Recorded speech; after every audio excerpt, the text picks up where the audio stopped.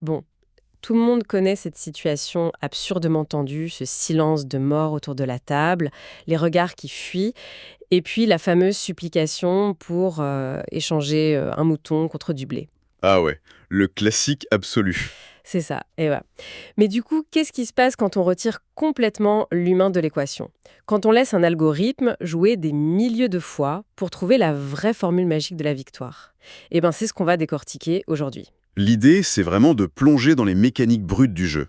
D'ailleurs, dans notre article qu'on vient de publier, on a analysé une simulation franchement fascinante. Les fameuses 36 000 parties générées en Python, c'est bien ça? Exactement.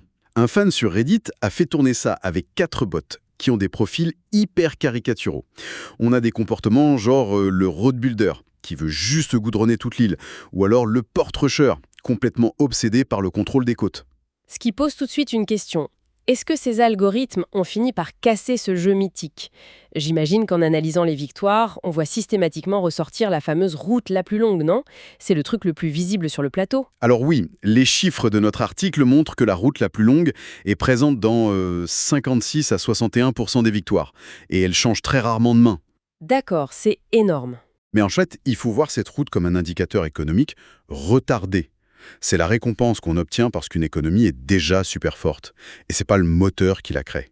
Le vrai signal fort, celui qui passe inaperçu, c'est le troisième village. Attends, c'est juste une belle façade brillante en fait, la route. Et le troisième village, ce serait les fondations invisibles? C'est exactement ça. Le troisième village, c'est le pivot absolu de la partie. Les vainqueurs le construisent en moyenne 6 à 8 tours plus tôt que les perdants. Le tempo est implacable. 8 tours plus tôt, ah ouais, c'est énorme. Et le pire, c'est que les données révèlent que près de 11% des perdants finissent la partie sans jamais avoir réussi à poser ce troisième village. Bon, si la vitesse de développement dicte absolument tout, la logique voudrait qu'il faille amasser du bois et de l'argile à outrance au début pour s'étendre vite, non? Eh ben non, ça c'est le piège classique. La ressource reine pour ce développement accéléré, en fait, c'est le blé.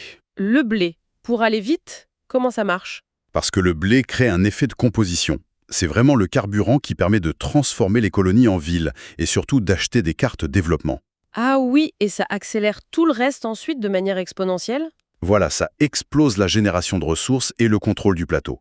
Et ces mêmes données de notre article mettent en lumière une autre erreur super courante concernant les pips. Les fameux petits points sous les numéros qui donnent les probabilités au dé. C'est ça. Alors là, je t'avoue que je suis un peu perdue. J'ai toujours cru que plus on accumulait de pips, plus on générait de ressources à chaque tour, et donc plus on dominait l'économie.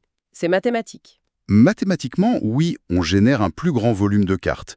Sauf que la simulation prouve qu'un placement initial sur 16 pips, mais bien synergique avec des ressources complémentaires, ça bat très souvent un placement à 21 pips qui serait complètement déséquilibré. Ah, je vois le mécanisme.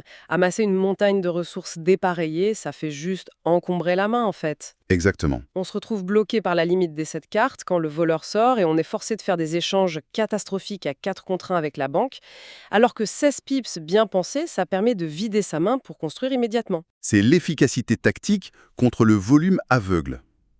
Et d'ailleurs, cette inefficacité, elle frappe particulièrement les bots port rushers. À chercher frénétiquement à s'installer sur les ports maritimes, leur taux de victoire chute de 10% dans la simulation. Non mais attends, là-dessus le bot doit juste mal interpréter l'outil, non? Parce que sur des plateformes comme colonist.io, les joueurs humains de haut niveau utilisent les ports de manière hyper redoutable pour s'adapter. Fonder un port sans une production ciblée derrière, c'est un coup dans l'eau. Les données humaines confirment complètement que les ports sont vitaux. Si les bots identifient le blé mais font fausse route sur les ports, c'est parce qu'ils appliquent une stratégie rigide. Ouais, ils s'adaptent pas. Et ça révèle la plus grande faiblesse de ces algorithmes. C'est leur incapacité totale à lire le contexte global. Des études de 2014 qu'on cite dans notre article le soulignaient déjà. Donc si la machine comprend bien les probabilités, mais s'effondre stratégiquement, c'est bien qu'il lui manque la couche sociale de la partie. Les algorithmes évaluent froidement l'intérêt purement mathématique de chaque échange. Mais ils ignorent toute la diplomatie. Ils savent pas du tout nouer d'alliances temporaires ou mentir sur leurs intentions. Ou orchestrer un embargo total sur le joueur qui a secrètement 7 points de victoire. C'est ça, ils ne peuvent pas faire ça. Parce que bon, Catan, c'est au fond une partie de poker déguisée en jeu de gestion agricole.